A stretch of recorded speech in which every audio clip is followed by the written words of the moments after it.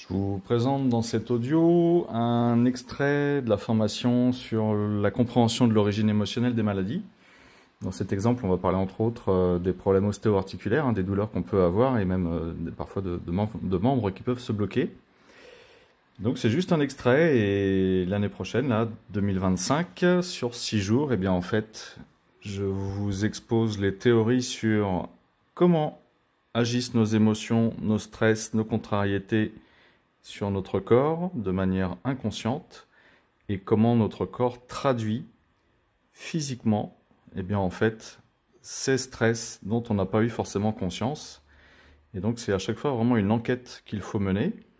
Moi en tant qu'accompagnant praticien, eh bien en fait souvent je sais pourquoi ou je peux savoir pourquoi la personne somatise et où elle en est rendue en fait dans son cheminement de somatisation. Et donc en fait c'est par le biais de prise de conscience, de libération de mémoires émotionnelles inconscientes qui sont souvent liées et à l'âge adulte de ce qu'a vécu les personnes et à l'enfance, parfois aux ancêtres, et bien en fait d'aller libérer l'inconscient de ce qui est bloqué afin de permettre à la personne et bien en fait de faciliter son état de retour à une santé optimale. Bonne écoute à tous et à toutes et n'hésitez pas à poser des questions en commentaire et éventuellement, eh bien, si vous voulez vous inscrire, le lien se situe sous la vidéo.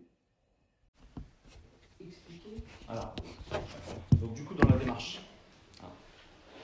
là c'est Virginie qui me pose la question, voilà la personne elle est en phase de réparation ou elle est en train de somatiser, parce qu'en fait, quand là pas dans tous les cas, attention, quand c'est un cancer du foie, je suis en train de somatiser mais je ne suis pas en phase de réparation, je suis en conflit actif. Oui, c'est pour ça que c'est...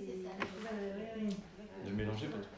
Mais imaginons la personne arthrose ou arthrite au niveau des doigts, des articulations.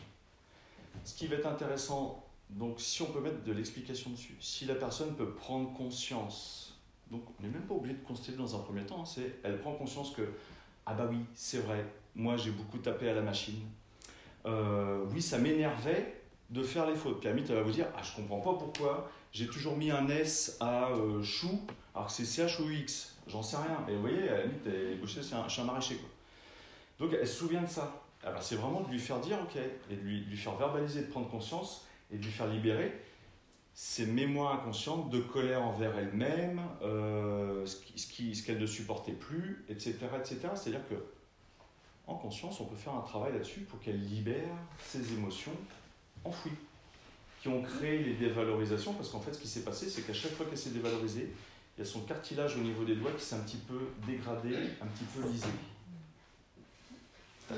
Mais limite, en fait, il faut mettre dans un conflit actif, parce qu'au moins comme ça, tu peux régler ton truc. Alors que si tu es en phase de réparation, résolution, bah là, tu sais que même si tu vas pouvoir soulager, aider et tout, tu vas quand même avoir physiquement le mot MAUX qui est là. Quoi. Comme dit Manon, il vaut mieux rester en conflit actif pour ne pas résoudre son conflit, pour ne pas tomber malade. Et je suis complètement d'accord. Mais ça, après, c'est pas toi qui décides. Tu vois bien, la dame avec la robe de mariée de sa fille, franchement... Faut trouver le truc. Bah oui, mais du coup, c'est un peu contre-intuitif pour la faire. Oui, mais non, parce que comme tu en prends conscience. Je vais vous expliquer pourquoi. Son mec a pas tué. Il est venu voir Grégory, il lui a expliqué, il a conscientisé, il a compris, il a arrêté de cracher ses poumons et il est mort. Mais il a quand même continué à cracher ses poumons. Il a continué, oui, mais pour vider, pour enlever. Mais il est pas mort. Ouais, en fait, c'est pas parce que tu te répares. Alors, évidemment, quand on connaît pas ça. En fait, ce qui se passe, c'est que votre corps, les filles, votre corps, s'il n'était pas là, voilà ce qui si on ne fonctionnait pas comme ça, voilà ce qui se passerait. Donc là, je suis en normotonie, petit stress, voilà, tranquille. Là, je vis un stress. Je vis un stress. Je vis un stress. Paf, je suis mort. Si je ne décompense pas au niveau de l'organisme, la charge mentale, le surstress, fini. Ah. Et en effet, quelqu'un qui se fait un AVC, là je peux vous dire, c'est que AVC, AIT, arrêt ischémique transitoire, l'AIT c'est avant l'AVC, rupture d'anévrisme. Alors évidemment, il peut y avoir au niveau des veines, voilà, il peut y avoir des veines ou des artères qui sont fragilisées, etc., bah, par rapport à de la nourriture ou plein d'autres, tout un tas d'autres trucs, hein, des polluants, etc. Mais imaginons que vous prenez une personne saine qui n'a aucun problème ni au cerveau ni problème sanguin. Son stress, son foyer de Hammer, paf, puis à la limite, elle va s'en créer un autre parce qu'il y a un autre surstress. Si ça ne décompense pas dans le corps physique, la personne va mourir. C'est un programme biologique de survie, le fait de décompenser dans le corps l'organisme, ce qui assure la survie de la personne. Et évidemment, si la masse de choc elle a été énorme, bah, une personne qui fait un infarctus du myocarde, c'est une phase de réparation, c'est une somatisation, mais parce qu'elle vient juste de solutionner son conflit. Oui, beaucoup décèdent, pas tous, mais beaucoup décèdent, mais dans tous les cas, ça se trouve, elle serait morte, ça fait déjà 6 mois, ou ça fait 5 ans, ou ça fait 3 ans qu'elle serait déjà morte, tellement le conflit était important. Et on fonctionne comme ça. Ce que je voulais dire, c'est que quand tu as des mots, une maladie qui est reliée à un conflit actif, pour solutionner, quand tu as une maladie, des mots qui sont reliés à un conflit actif, au final, tu résous tout le conflit, et donc tes mots sont censés partir. Oui. Mais quand tes mots, ta maladie, sont là parce que tu es en train de réparer, parce que tu es dans ta phase de résolution, là, tu auras beau faire des choses pour aller mieux, tes mots seront quand même présents. Ils vont pas partir. Oui, les symptômes. Ouais. À un moment, si je prends l'arthrose, le problème de l'arthrose ou des pathologies comme ça, en effet, ça va être... Alors, ce qui se passe, si je prends l'arthrose, hein, parce que du coup, tu me dis, ouais, les symptômes continuent, la personne ne guérit pas. Le corps va aller. Évidemment, il y a des dommages collatéraux. C'est-à-dire que la masse de choc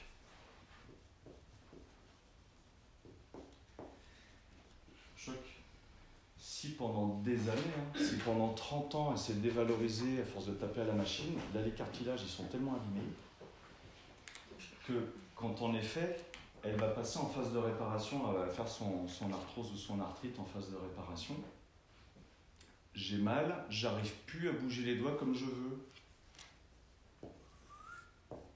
Elle retourne en dévalorisation. Et là, du coup, c'est un cercle vicieux. C'est-à-dire qu'elle ne s'en sortira jamais, puis ça va être de pire en pire, parce qu'un coup, le cartilage, il se reconstruit, un coup, il se déconstruit parce qu'il replonge en dévalorisation. Un coup, il se reconstruit, un coup, il se déconstruit. Alors, donc, imaginons la personne, elle commence tout juste à avoir les premiers symptômes, même avec une polyarthrite.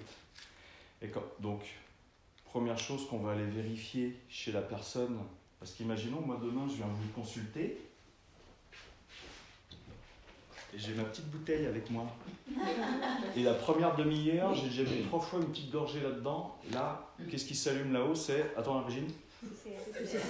CCR. Direct. Ça, il y en a plein. Donc, imaginons, c'est les premiers symptômes. Donc, tu vas te dire, chouette, elle est en phase de réparation. Et bien, donc, si on fait tout le travail, soit en sophro, juste en étude d'aller extérioriser, sans hypnose, sans constelle, sans technique thérapeutique où on va vraiment creuser, tu vois. Non, c'est juste toi, tu vas prendre conscience, tu vas écrire, tu vas faire des exercices où tu vas en effet vraiment extérioriser tes contrariétés que tu as vécues dans le passé pendant 30 ans. Tu fais un bon ménage là-dessus, ça va accélérer la phase de réparation. Et le fait de mettre de la conscience chez la personne, ça, on va l'éviter. Ça fait comme la dame avec son yoga, je lui dis tous les rails qui peuvent te rappeler ton mari, tu les mets dehors. Et dès que tu as une douleur, tu remercies ton corps, merci à toi de me réparer. Parce qu'en effet, oui, j'avoue, je ne me suis pas respecté ou je m'en suis voulu, je me serais tapé sur les doigts tellement ça ne me plaisait pas ce que je faisais là. Et le cartilage, évidemment, à mon avis, ne va pas se remettre comme il était à l'origine. Donc il y aura peut-être toujours des malformations, peut-être des déformations, peut-être que ça grippera. En effet, mais ça aura duré tellement longtemps. En tous les cas, ça va pas s'aggraver en fait. Ça peut d'une, en effet, on va arrêter le fait que le cartilage se dégrade, première chose. Et pour moi, le but, c'est au moins de permettre à la personne de ne pas avoir de douleur. Donc évidemment, il y a une phase inflammatoire qui est obligatoire, ça fait mal. Après, il peut y avoir des compléments alimentaires qui vont permettre, alors il y a l'eau de Quinton, je ne vais pas m'étaler sur le sujet, mais en fait, vous avez tout un tas de compléments alimentaires. Et puis moi, je me dis, il y a un super aliment qui existe, qu'on a là à 40 km d'ici, ça s'appelle des algues. Et moi, une fois de temps en temps, quand je vais au bord de la mer, je fais ma cueillette, je mange. Tu manges là ou tu bois la mer? Non, je mange l'algue. Ouais, l'eau de mer. Lesquelles? Les petites vertes? Les vertes, ouais. Toutes. Ou les grosses épaisses là? Non. Toutes. Les grosses épaisses Toutes. Toutes ont toutes des propriétés. Vous pouvez. Un petit goût moins, un petit Alors goût je vous moins. dis, les algues, vous goûtez. Comment? Vous goûtez les algues. Il y en a juste 2 qui sont que je ne vais pas manger parce que il y en a une, tu as l'impression de bouffer du sable. C'est toutes petites, tout petits filaments, c'est rouge-blanc là. Elles sont toutes petites. Elles sont vraiment toutes petites dans les petites flaques qui restent. Ça, tu manges pas. Mais alors tout le reste. Il n'y a rien qui est mauvais. On ne peut pas s'empoisonner les algues. Alors attention, Non mais. j'ai pas le droit de dire la réponse que tu attends. Ok. Dis-moi alors. Une fois, j'étais pas super en forme et tout ça. C'était à Plaine-sur-Mer. Je bouffe un bout d'algue. Ça m'a réaligné direct. C'est dingue. Ouais, c'est vrai. On mange des huîtres. Les huîtres, c'est bon aussi. Ça révèle. Mais alors chaque algue va avoir ses caractéristiques, mais vous avez plein d'oligo-éléments, de sels minéraux, etc. Et je pense qu'il y aura des études à faire sur des gens qui, en effet, qui ont de l'arthrose et tout ça. De toute façon, moi, je vais en bouffer parce que je vais monter un 4000 mètres là, cet été. L'année prochaine, je vais me faire le Mont Blanc pour mes 50 balais là. Et donc, je vais avoir des bonnes articulations. J'ai mon genou droit, il n'arrête pas de craquer. Donc, je vais me faire une bonne cure d'algues, faire des soins là-dessus, pour refaire le cartilage, remettre ça bien, et c'est reparti pour un temps. Quoi. Et boire de l'argile. Alors l'argile, oui, voilà. Oui, une logette d'argile, là, c'est ça. Bah, après, tu vois bien, il y a, je sais plus comment elle s'appelle, la dame qui a fait sa fac de médecine. Oui, comment elle s'appelle? Tout à fait. Et qui a fait Allègre. sa thèse. Allègre. Qui a fait sa thèse sur l'argile. Et Bah donc c'est que du bénéfique. ouais, c'est bien. Il y a une tribu en Amérique du Sud, eux, leur rituel, c'est qu'ils mangent 750 grammes d'argile par jour. Oh purée, la vache. C'est Jeanne Allègre. Voilà, Jeanne Allègre, ouais. Alors tu vois, c'était Claude Allègre qui me venait. Donc, Jeanne Allègre. Donc elle a fait sa théorie, bah, je l'ai en PDF quelque part. Mais vous la retrouvez sur internet. Sur son site, ouais. Mais parce que aussi, on s'adapte à notre environnement, toujours pareil, à ce qui est autour de chez nous. C'est ça. Mais franchement, si on avait cette habitude de manger des algues tous les jours, je pense qu'on serait bien minéralisé. Et alors, le truc, c'est pas ce que je pense, mais c'est ce que je devine. Tout ce qu'on mange aujourd'hui, de la salade, des haricots verts, des choux, etc., on est d'accord, ce sont des aliments qui ont été modifiés, enfin, pas tous OGM évidemment, heureusement, mais c'est trié. C'est pas des vieux végétaux, c'est pas des vieux légumes qu'on mange aujourd'hui. Et en effet, si on prend une pomme qu'on va manger aujourd'hui qui a été cultivée chez un maraîcher, il y a 40% de moins de nutriments apportés avec ce genre de fruits. Donc en fait, il faudrait manger 2 ou 3 ou 4 pommes pour avoir le même apport. Bref. Donc en fait, quelque part, on n'apporte plus du tout à notre corps la même énergie, les mêmes nutriments, etc., etc. Par contre, les algues, il y a 100 millions d'années, elle est exactement dans le même état. Elle, et puis c'est super résilient. Hein. Et vous imaginez, la laitue de mer, c'est juste une seule cellule. Hein.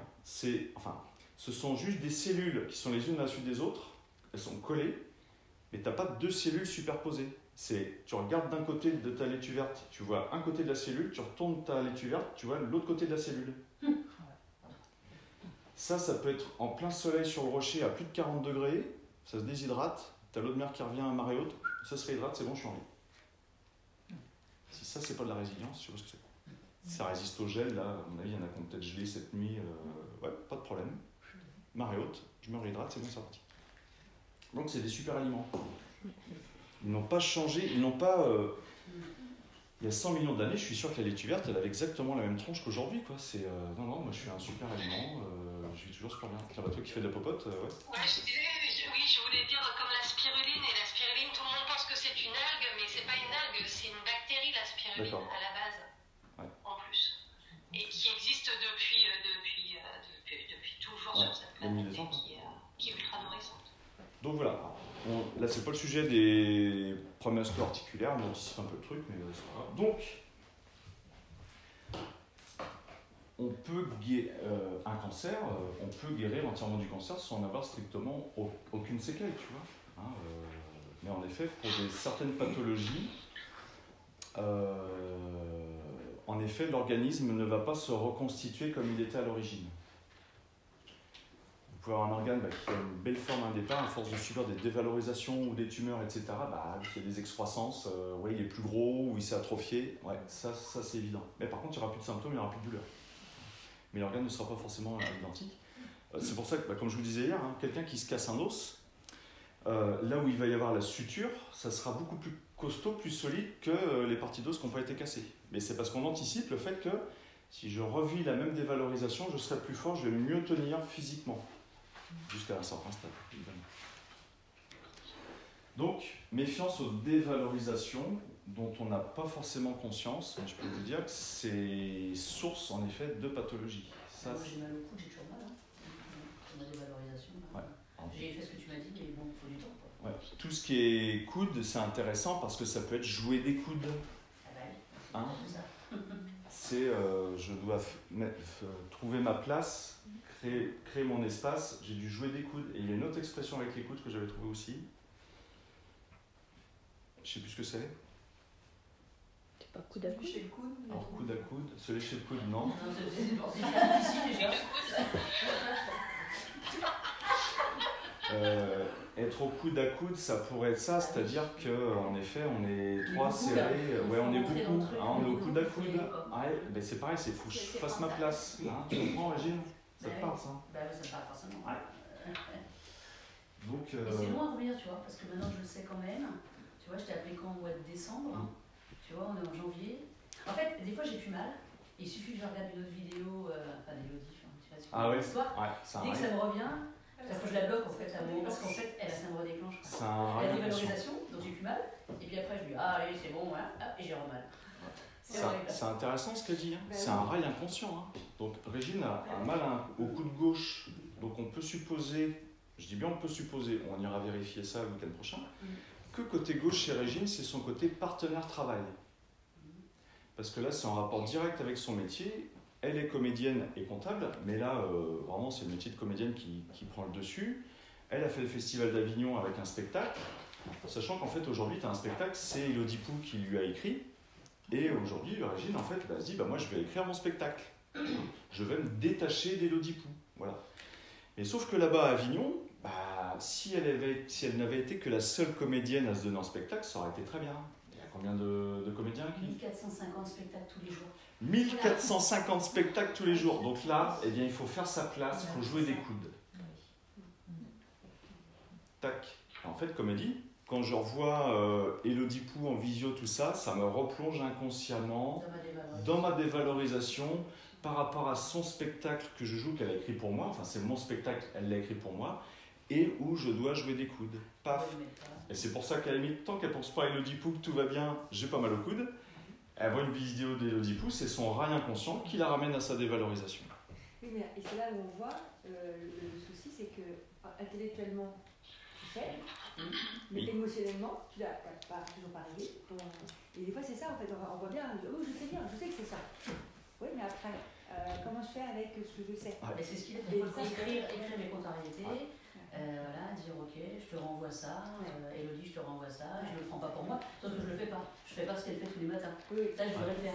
Donc, voilà. c'est... faire une constellation. Ah bah, de toute façon, je vais en faire. Éventuellement. Voilà, c'est ça. Voilà. Et c'est vraiment aller faire un travail d'introspection tout seul, d'être accompagné en sophro, etc. Donc en constellation, ça marche très bien, en hypnose, ça marche très bien aussi, kinésio, je pense que ça marcherait aussi. Bref, il y a tout un tas de techniques qui existent. Voilà. Moi, je vous parle des conseils parce que c'est mon job. Déjà, soi avec soi-même, en fait. C'est déjà. Qui dit ? Déjà, avoir le courage de s'asseoir soi-même avec soi-même. Ouais. Et le coude, en fonction de la masse de choc, c'est pareil. Et donc, par expérience, En effet, ça peut mettre du temps à se remettre, même une tendinite, ça peut prendre du temps. Mais c'est comme ça. Parce que c'est l'os, quoi. Parce que c'est de l'os, donc c'est pas de la matière. Non, ça va être tes tendons. Là, si tu veux, quand ça touche les os, c'est vraiment une dévalorisation profonde. Ouais, tu voulais dire quelque chose? Oui, juste une expérience de tendinite que j'ai eu justement au coude droit, mais ça a duré des mois où je suis allée voir un acupuncteur, machin, rien ne faisait que ça partait. Et en fait, je ne voulais pas m'avouer que j'étais pas à ma place dans mon job. Et le jour où j'ai dit à mon chef que je voulais arrêter, dans la seconde, ma douleur a disparu. Dans la seconde, ça s'est fini tout de suite. J'ai dit que je voulais arrêter et ça s'est arrêté. Donc tu vois, toi, ton coude droit, c'est sûrement ton côté partenaire travail. Ouais. Tendinite aussi, c'est de valorisation. Tu dis? Tendinite aussi. Ah oui, tendinite, phase de réparation par rapport à de la dévalorisation. Vous prenez un joueur de tennis. Ah oui, c'est exemple. Le mec, il est très bon au tennis, il joue toujours avec son camarade là, et puis il gagne toujours. Avec son collègue, tous les matchs qu'ils font, tous les week-ends, il gagne son match, tout ça, impeccable. Sauf un jour, il se prend une volée. Donc là, la dévalorisation, c'est ah ouais, mon revers était pas bon, mon smash, je manquais de force, j'avais pas le bon geste. Puis les tennisman, c'est vraiment le coude qui je pense, qui fait la différence. Enfin, je suis né au tennis, donc je vais pas vous faire un cours. Et donc ils se dévalorisent. Se passent 3 semaines, parce qu'ils ont eu les vacances, ils n'ont pas pu jouer ensemble. Ils refont un match ensemble, et alors là, on va dire 40-0, 40-0, 40-0, je 7 matchs. En 1 heure, c'était plié, j'ai remporté mon match. Vous pouvez être sûr qu'il va se prendre une tendinite carabinée parce qu'il se revalorise dans son geste, dans son mouvement. Je suis content, j'ai gagné. Sauf que pendant 3 semaines, sa masse de choc, c'est là son conflit, c'est j'ai perdu le match. Il se passe 3 semaines, je gagne le match, je passe en phase de résolution de conflit, et ça passe par une phase inflammatoire où je vais refaire du tissu. Tout simplement parce que la dévalorisation dans le geste, dans le mouvement, ça va entraîner une dégradation. C'est-à-dire que l'inconscient se dit « Ah bah ce truc-là, il sert à rien, c'est nul, je vais retirer de la masse là. » C'est ce que ça crée la dévalorisation.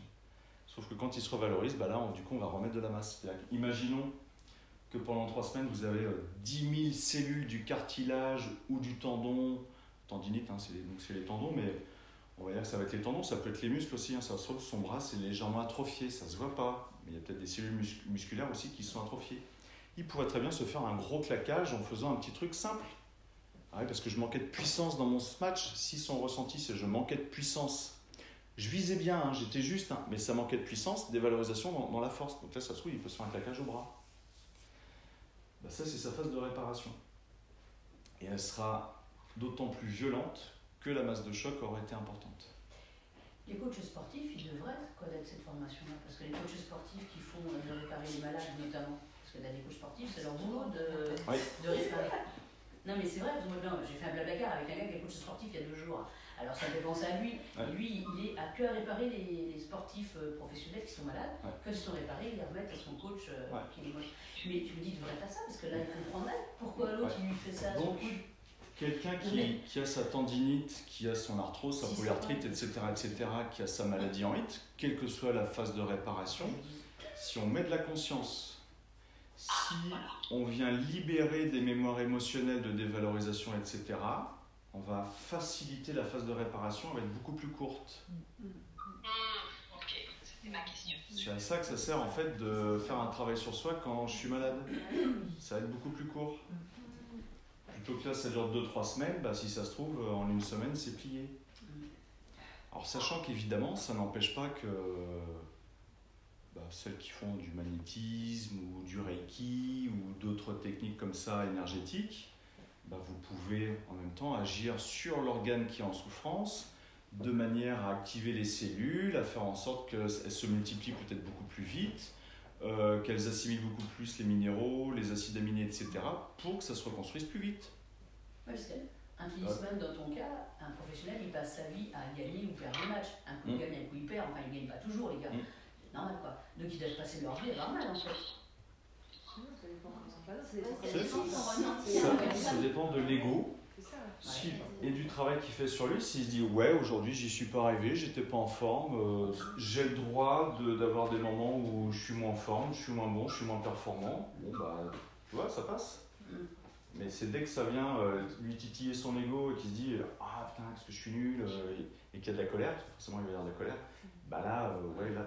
Alors ce qu'il faut savoir, c'est que la colère, ça vient vraiment verrouiller, cristalliser, cimenter les autres émotions.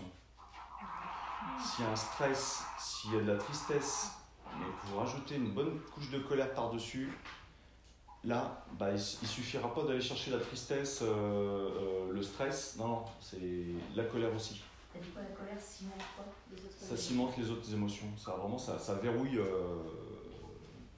tes stress que tu as pu vivre, quoi. Et donc évidemment, hein, la personne qui nous fait une tendinite et qui a ses CCR de verrouillés, bah, la tendinite, il va bien la sentir passer. J'ai mal. L'arthrose, c'est pareil. Hein. Beaucoup de gens qui ont de l'arthrose, si jamais ils ont les CCR verrouillés, quand ils seront une phase de réparation, quelqu'un qui a une crise de goutte au niveau des orteils, c'est une phase de réparation. Et souvent, il y a les CCR verrouillés. Ouais. Et je me dis d'en parler hier, on appelle ça quoi, dans le jambes, là, les impatiences. Ah, voilà, Régine m'a parlé hier des impatiences. Juste tendinite, mais d'accord, c'est tendinite de tout, de l'épaule aussi. N'importe quelle tendinite. Ouais. N'importe quelle tendinite. Non, parce que comme effectivement dans le métier, je suis, il y a plein qui sont arrêtés pour les tendinites. Ouais. Je me dis, ça me donne des petites pistes de... Donc, et si ça se trouve, ça n'a rien à voir avec leur job. Hein. Ah, non, C'est mais- des sportifs et tout ça. Et, Oui, bien sûr, bien sûr. ça peut être... C'est intéressant de ouais. pouvoir, Après, ça dépend ce qu'ils font, mais... Donc, les impatiences ou les jambes sans repos. c'est ça. Alors ça, j'en ai eu une fois. Alors, je ne savais pas tout ce que je faisais là, mais je l'ai compris. C'est quelqu'un, en fait, qui se sent bloqué dans sa mobilité, dans ses gestes, ses déplacements. Et c'est certainement quelqu'un qui aimerait pouvoir partir, qui aimerait pouvoir peut-être voyager, qui aimerait pouvoir fuir, je ne sais pas, mais qui aimerait pouvoir changer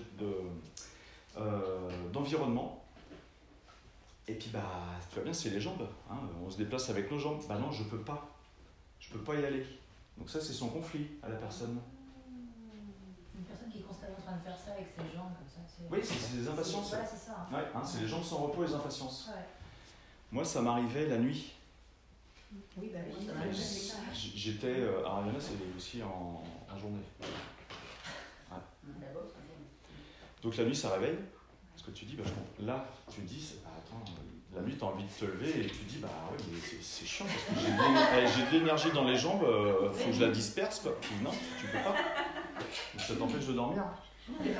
Et ça empêche de dormir le conjoint. Ah bah écoutez, ouais, ça peut Donc être ils chiant. font champ par part. Donc les jambes sans repos, c'est ça. Alors j'ai... Alors, solution. bah, la solution, déjà, en fait, c'est soit la personne sort de ce conflit, c'est-à-dire qu'en effet, bah, il y a un changement de vie. Attends, je vais attendre Virginie. Hein, les jambes sans repos, Virginie, c'est la personne qui, en journée, je dirais, ne s'en rend pas compte, mais elle aimerait bouger, elle aimerait changer de lieu, tu vois, elle voudrait se déplacer. On se déplace avec ses jambes. Sauf qu'elle ne peut pas ou elle ne le fait pas. Donc elle est contrariée dans sa journée, dans ses déplacements. Et donc la nuit, bah, ça décompense, pof, son inconscient est ouvert. Bah oui, mais moi, ma cocotte, je vais te faire marcher. Ou mon coco, quand c'est moi, là, c'est pour me faire marcher. Donc c'est soit la personne, en fait, bah, elle change de mode de vie. Parce que peut-être qu'elle voulait aller voyager, peut-être qu'elle voulait partir de là où elle était, changer d'environnement, hein, tout simplement parce que l'environnement dans lequel elle est, ça ne lui plaît pas. Et puis bah, la vie fait qu'elle déménage, elle va ailleurs, elle peut voyager. Et bah, ces jambes sans repos, ça s'arrête direct. Le conflit se solutionne par lui-même. Ou alors, bah, c'est en effet de mettre de la conscience, d'aller voir un thérapeute et puis vraiment d'aller libérer les contrariétés qui font que sa perception, sa sensibilité par rapport à ça, et bien en effet, de mettre des mots sur les MAUX, mots et mots sur les mots MAUX, bah oui, en effet, je me sens bloqué chez moi, je voudrais pouvoir aller ailleurs, voyager, et là aujourd'hui j'ai pas l'argent, je peux pas, ou j'ai des obligations familiales et puis je le fais pas, etc. etc. Et c'est tout à fait ça. Parce que moi j'étais bloquée avec ma maman, Ouais. je sais que je devais aller tous les jours la voir, faire son dîner, tout ça. Et ça me pèse depuis 3 ans cette histoire. Et elle est décédée il y a 15 jours. Et puis depuis, j'ai qu'une envie, c'est de prendre un camping-car et de me barrer pendant un mois, faire n'importe quoi, mais partir, parce que j'étais tellement bloquée pendant 3 ans en voyauté avec elle, à pas pouvoir ne pas y aller, parce que j'étais obligée d'y aller, je me sentais en voyauté. Et là, j'ai qu'une envie, mais je te jure, j'ai envie de demain prendre un camping-car et me barrer, quoi. Donc, peu importe, mais partir, tu vois, bouger, me barrer, quoi. Régine explique ses jambes sans repos, que depuis 3 ans, il faut qu'elle s'occupe de sa mère, donc avec sa sœur, mais il faut qu'elle s'occupe de sa mère, qu'elle aille tous les jours, etc. Là, sa mère est décédée récemment, et en fait, là, elle dit, moi, j'ai qu'une envie, c'est de prendre un camping-car et me barrer, tu vois, c'est vraiment ça, parce que pendant 3 ans, t'as été, t'étais confinée, je dirais, parce qu'il fallait t'occuper de ta mère. Donc, en fait, elle avait le syndrome des jambes sans repos. Alors, une fois, j'ai un monsieur, donc c'était le père d'une copine qui vient me voir. Il n'était pas convaincu, il vient juste me voir comme ça. Je lui dis, ok, on va faire une séance à ce sujet-là. Et puis, je lui dis, c'est du transgénérationnel, parce qu'en fait, sa mère, à lui, souffre aussi des jambes sans repos. La copine a aussi, une fois de temps en temps, les jambes sans repos. Donc, ça vient d'un ancêtre au-dessus. Donc, on a fait 2 constats en individuel sur ce sujet-là, et il a toujours ses jambes sans repos. Mais le problème, c'est que si la personne n'est pas convaincue qu'elle peut guérir d'une part, et que ce n'est pas une fatalité, et qu'elle ne va pas vivre ça toute sa vie, tant que dans sa tête, ça n'accepte pas en fait plus vivre avec ça, c'est compliqué. Et en plus, le côté droit, je reprends ma formation la dernière fois, c'est le côté mère-enfant. Ah oui. J'ai mal à l'enfant. C'est ton coup de gauche c'est mon couche gauche. Tu m'avais dit la dernière fois, parce qu'on avait fait, gauche c'est partenaire travail, pour moi. Donc c'est ça. Et le droit c'est mère-enfant. Donc on est dessus. C'est ton coup de gauche ou ta main? C'est mon couche gauche et j'ai ma jambe droite. Ouais, voilà. C'est énorme, c'est énorme. Bon, merci Régine d'être là. En fait, on anticipe la semaine dernière. Je lui ai dit tout à l'heure à Régine, ton coude, ça doit être ton côté partenaire travail, c'est jouer des coudes avec les autres comédiens. Voilà. Et puis sa jambe sans repos, du coup, attention, c'est Régine. Oui, c'est que moi, c'est pas une fille. Quand on fera la latéralité cérébrale, je demanderai un silence absolu dans la salle. Et je vous invite vraiment à écouter ce que je vais vous dire. Voilà, parce que ça sera pour pas tout mélanger. Mais donc du coup, sa jambe, elle a une jambe qui est en sans repos, c'est côté droit. Oui, si gauche c'est partenaire travail, droit c'est mère-enfant, chez Régine. Et en effet, c'est de la dévalorisation par rapport à un déplacement, et c'est côté droit, du coup c'est la jambe droite. Le corps, il sait lui. C'est dingue.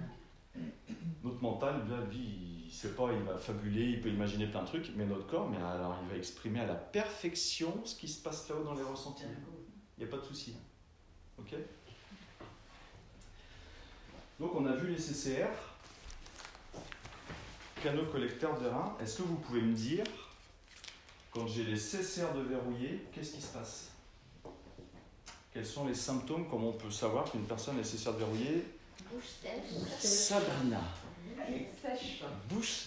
C'est chiant. Bouche. Bouche. Bouche sèche.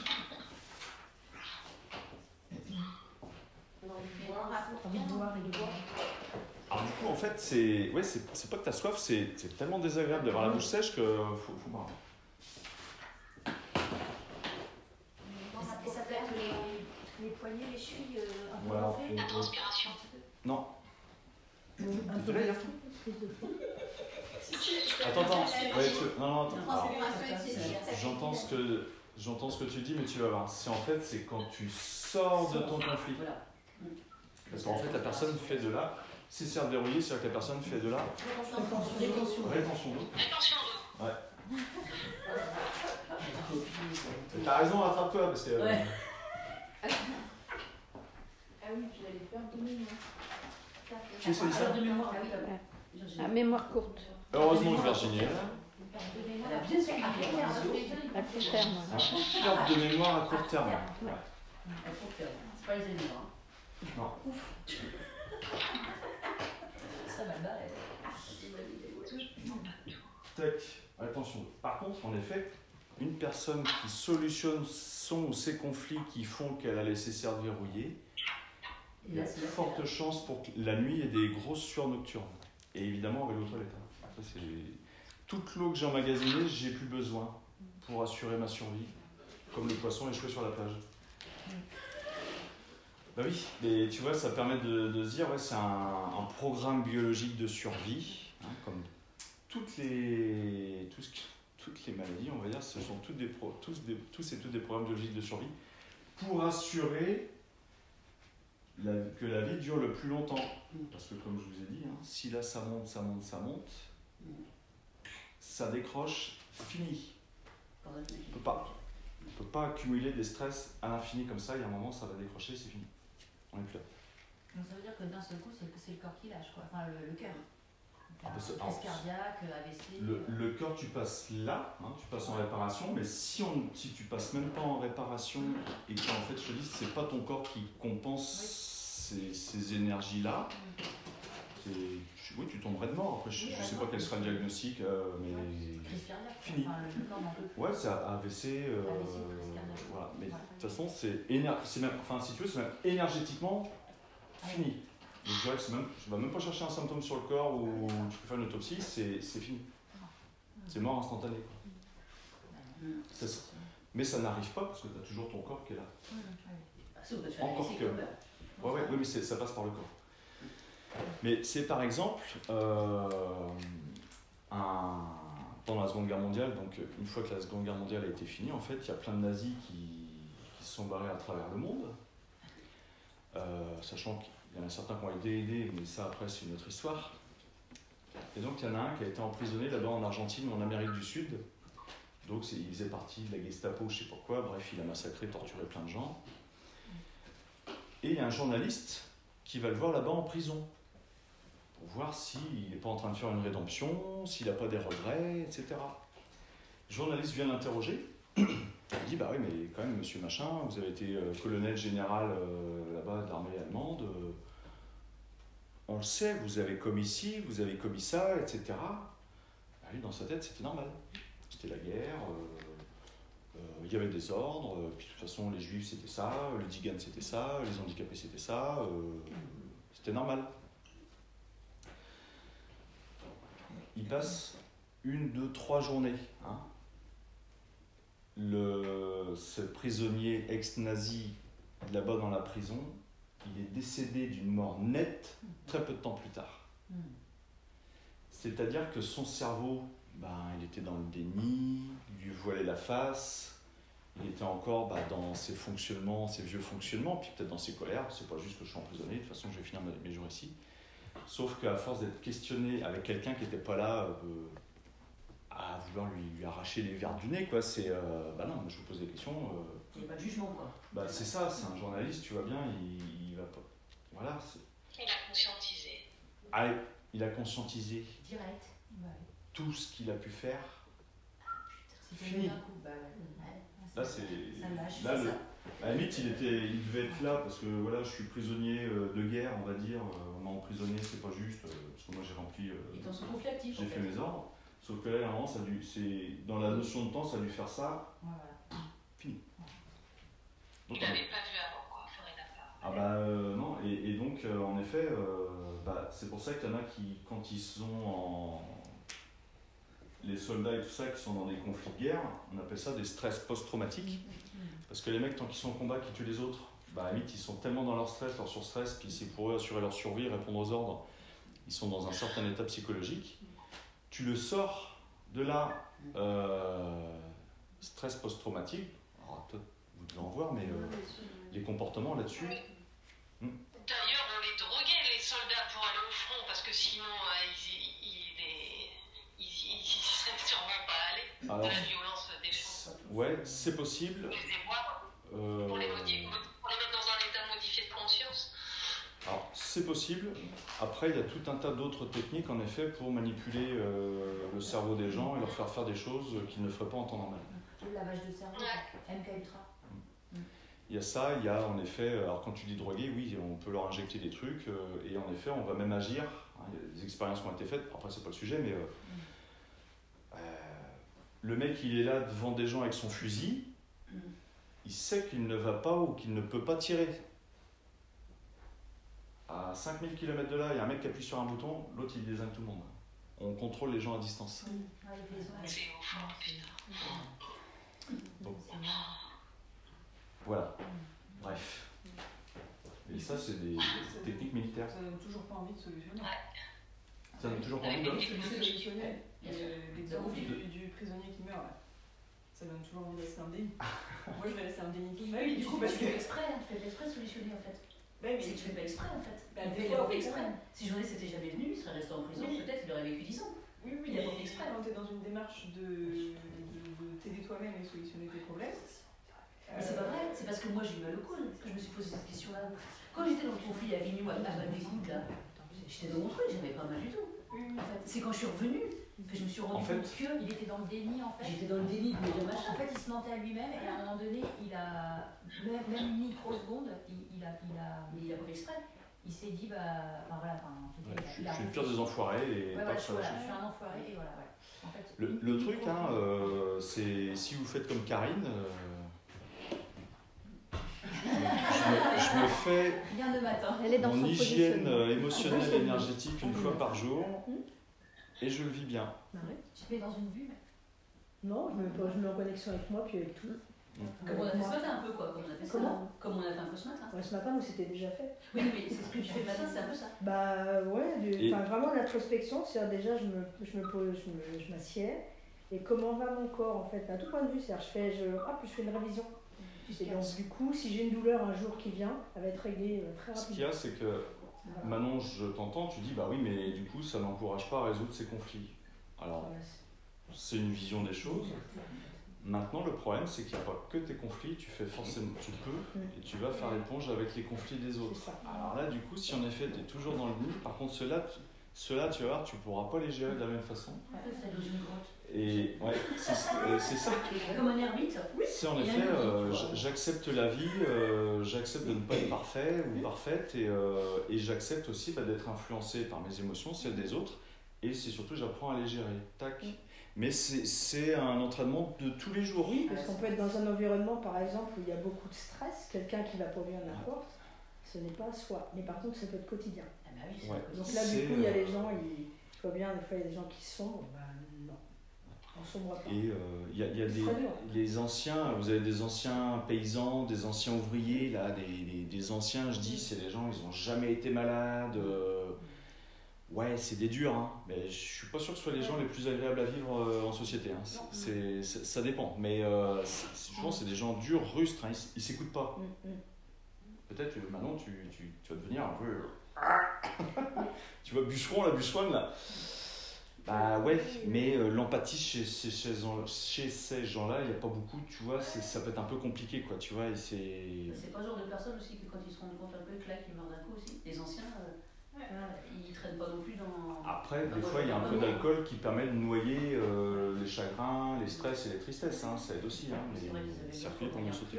Le problème du déni, il est dans ce qu'on rencontre tout le temps. C'est qu'en fait, on est effectivement, on est tranquille. C'est ce qu'on va provoquer chez l'autre. Tu dis ? C'est ce qu'on provoque chez l'autre. Souvent les parents d'ailleurs, qui sont eux d'ailleurs là-dedans, qui sont là. Et mais en fait, effectivement, ils sont très bien parce que de toute façon. Et en fait, à partir du moment où on commence à s'occuper du symptôme d'un enfant qui n'est pas bien, où là, effectivement, où ça bouge là à ce moment-là, mais effectivement, s'il n'y avait pas d'enfant, s'il n'y avait rien, il serait. Enfin, je sais pas, Ah bah oui, ce que dit Corinne, en effet, si tu n'as pas d'enfant, tu as moins de stress, moins de contrariété et tout ça. Tu peux très bien vivre avec ton stress, ta masse de stress, sans t'en rendre compte. Ah bah c'est ce qu'on fait tous. Hein. Voilà, c'est ça. On vit avec nos stress sans nous en rendre compte, hein. Petit ou gros. Sauf qu'il y a un moment, tu as la charge de stress qui est tellement importante que. Charge de stress qui est trop importante, donc du coup, trouble du sommeil, tu manges plus, la digestion s'est bloquée, tu vois, là tu es en conflit actif de stress, si ça s'accumule, bah ouais, là tu as vraiment les symptômes. Donc cette phase-là, en conflit actif, ça s'appelle comment ? Alors,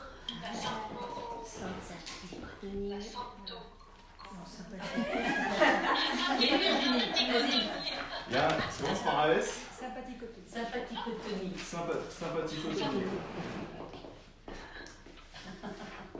suis en phase de sympathico-tonique quand je suis en conflit actif.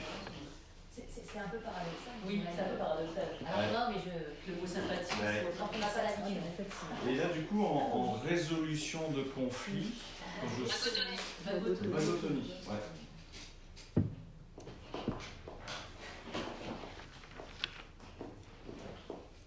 C'est rigolo quand même d'avoir utilisé ces mots-là. C'est rigolo, ouais. Oui, parce que d'où ça vient? Pourquoi on a utilisé ces mots-là?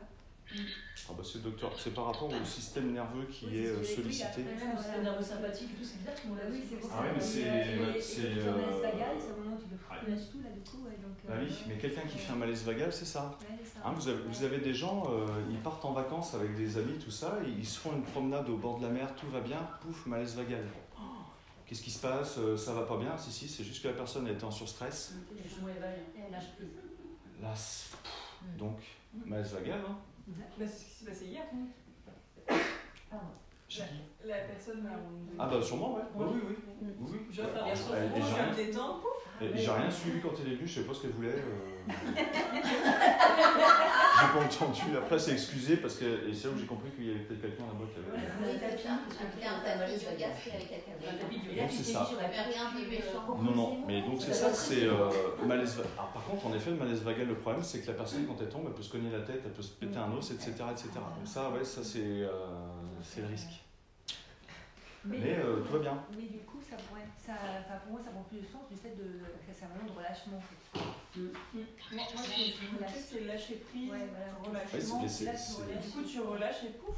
Ouais. Ça, Mais c'est parce que ça vient, c'est comme si tu ouvrais la boîte de Pandore Ouais, et voilà, c'est ça. Ça fait une décompensation. En fait, c'est dès que si je vis des stress depuis un certain temps par rapport, souvent c'est le travail.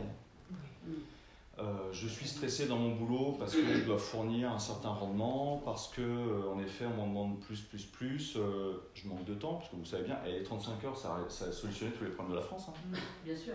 Parce que 39 à 35, on est d'accord. Hein. Donc Oui. c'était la solution miracle, les gens sont moins stressés. Vous voyez pas trop, Tu ne dois pas faire en 35 heures ce qu'on te demandait de faire en 39 heures, on est d'accord. Hein, bref. Donc forcément, depuis qu'on est passé aux 35 heures, je dirais que c'est pire. Mais évidemment, on est d'accord, ils ont embauché du personnel, surtout à l'hôpital, je bossais à l'hosto, quand on est passé aux 35 heures, on était mort de rire. C'était soi-disant pour embaucher du personnel hospitalier. Ouais. Ils ont fermé. Ils arrivent à quelle heure les copains là? Parce que non, on va additionner vos heures sur un capital temps. Ouais. C'est ça, hein? Donc ils sont pas embauchés. Ils ont Non. fermé des lits, il y a des milliers de milliers de Et au bout d'une ou deux années, les gens ils se retrouvaient avec des heures à récupérer. Ah ouais, mais non, on va pas pouvoir vous faire récupérer tout ça. Bref. La France, Ils quoi. savent très bien ce qu'ils font.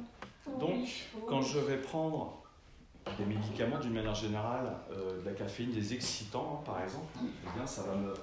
Si je suis en phase de réparation, les médicaments, les excitants, ils ont des caractéristiques sympathico-toniques.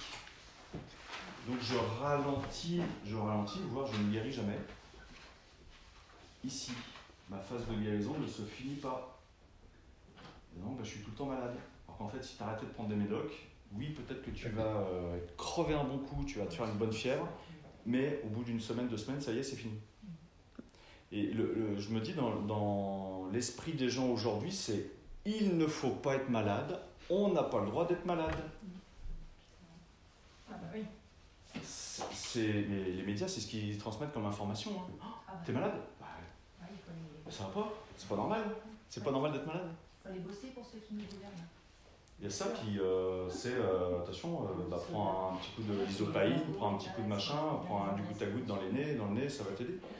En fait, ce qu'il faut savoir, c'est que quelqu'un qui se fait une bonne bronchite, il y en a pour 6 à 8 semaines avant que les bronches soient entièrement refaites, donc tu vas tousser encore pendant 6 à 8 semaines. C'est normal, c'est le temps qu'il faut pour que l'organisme se reconstitue après une bonne bronchite. Mais on ne peut pas soigner. Si on soigne naturellement, autre que des médicaments, ouais. Des médicaments, ça peut rentrer quand même dans. Ouais, parce que tes bronches, il faut qu'elles se refassent. Donc si tu prends des médicaments d'homéopathie, des compléments alimentaires qui sont valvotoniques, essentiels, tout ça, ouais, on peut. à mon avis, tu vas raccourcir la phase de réparation parce que ça va s'accélérer là. Donc on n'est pas dans les médicaments quand même. Non, c'est des. Alors je parle pas de médicaments, je parle de Mettons compléments d'argile alimentaires. verte, de l'eau de quinton, des trucs Des naturels. produits naturels, même ton alimentation. Ok, donc on n'est pas là. Ouais, c'est médicament. Et même qui empêchent. vibratoirement parlant, Oui, c'est pas la même chose. si C'est moins là, naturel. tu écoutes certaines musiques, certains chants, etc., ou si tu fais plus de méditation, C'est énorme. à mon avis, tu guéris plus vite. C'est énorme. C'est obligé. Les libérations par la fréquence, Bah oui. par la musique. La petite Donc, fréquence. on en parlera la semaine prochaine. Le docteur Hammer a écrit une symphonie. Donc c'est pareil, à une époque, on l'a trouvé sur YouTube. Et ben maintenant on la retrouve. Maintenant on la retrouve parce que je l'ai mise. Tu me la mettras sur la clé? Ouais, elle y est sur la clé. Mais et j'ai mis une vidéo dessus. Alors, sur YouTube, c'est tapé Symphonie de Hammer 432 Hz. Après, c'est pareil, on parlera des fréquences. Vous allez, j'espère, tomber sur ma belle vidéo. C'est un lever de soleil sur la chaîne du Mont Blanc. Ça dure 1 heure. Et vous allez voir, en fait, elle est en 2 parties. C'est-à-dire, un coup, c'est le docteur Hammer qui chante. Il chante. Et après, ce sont des chœurs. Donc, c'est plus agréable à l'oreille. Mais c'est une musique de guérison, comme les canons de Pachelbel en 432 Hz. Le docteur Hammer, quand il l'a composé, mais on en parlera, mais donc 100-432 Hz, et ça suit le nombre d'or phi. Donc il a fait cette symphonie, non pas en se disant j'ai envie de chanter ou j'ai envie d'entendre des chœurs, non, c'est parce que ça rentre en vibration avec. Et comment il s'est rendu compte de ça, lui? Parce que bon, il y avait plein de trucs. Et la vibration, là, ça, parce que c'est un peu. Je pense, c'est dans après je sais pas, je pourrais pas dire qui est-ce qu'il a croisé pour voir ça. Ouais. Mais des gens qui sont musiciens, mélomanes,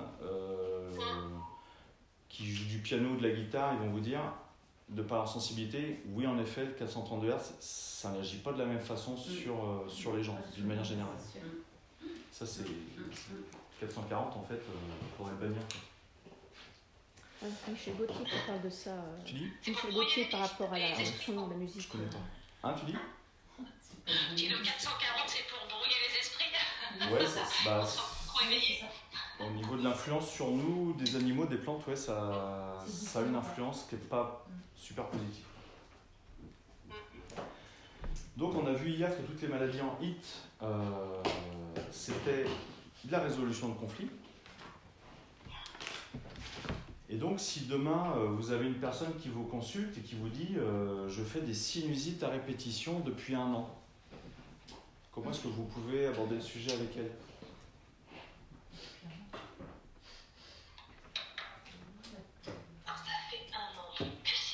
Qu'est-ce qui s'est passé il y a 1 an? Qu'est-ce qu'il y a? Qu'est-ce qui t'est arrivé? En effet, il s'est forcément passé un truc il y a 1 an dans sa vie qui fait que ça l'a contrarié, et c'est certainement un truc, un événement, une personne qu'elle a été obligée de côtoyer qu'elle ne sentait pas, quoi. C'était le truc.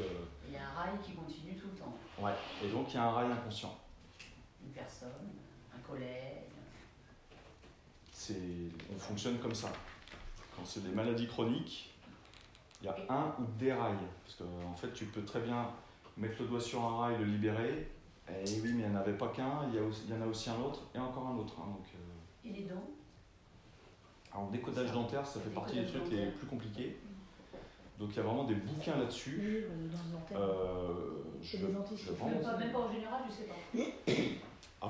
Là, tu prends un dico, tu vas voir. Okay. Ouais, franchement, parce que Okay. chaque dent va correspondre à certaines symboliques.